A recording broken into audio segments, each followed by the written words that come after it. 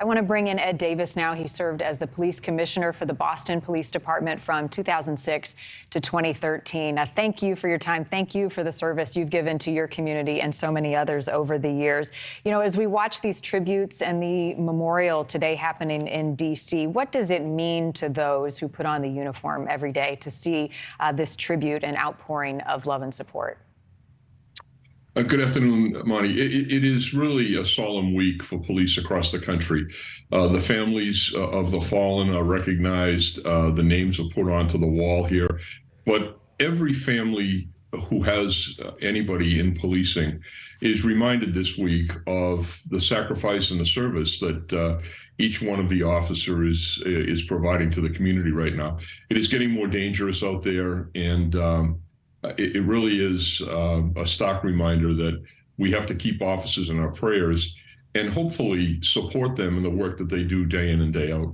What does it indicate to you that shootings at officers have increased, but those officers who have lost their lives as a result has gone down? The job is dangerous. Has it gotten more dangerous? I think it has. The number of crimes that are committed across the country is going up. There are a number of reasons for that. Police are the first, the first level of defense there. They're called when something happens. Some of the reasons why the shootings are up and the fatalities are down have to do with training, tactics that officers use, the type of body armor that is deployed out there, and the incredible first responder community beyond the police, the EMTs, the ambulance people, the emergency room doctors and nurses that literally save lives every day. So I think that explains why there's a discrepancy in those numbers. And policing in America has been under the microscope. You and I both know after some recent events in recent years. How have some of these high-profile events impacted training, impacted morale? Well, morale is in a tough place right now. The support of police is waning, and there are a lot of reasons for that, and reasons that we have to be better at correcting. Our transparency has to be at its upper level. We have to connect with the community.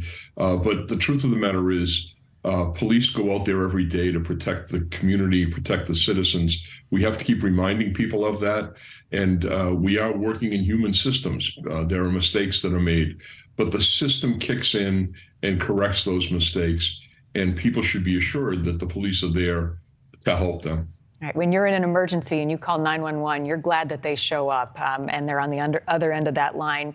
Recruitment has been impacted. What more would you like to see in small communities and big ones to recruit officers to the force?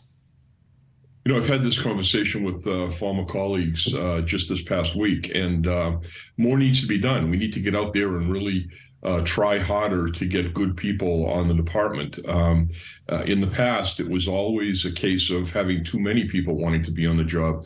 Now we have to work at it. But that does give us an opportunity to reconnect with the community in a positive way. So proactive recruiting methods we used in Boston when I was a commissioner there, they work, but they need to be redoubled right now because of the situation that we're facing.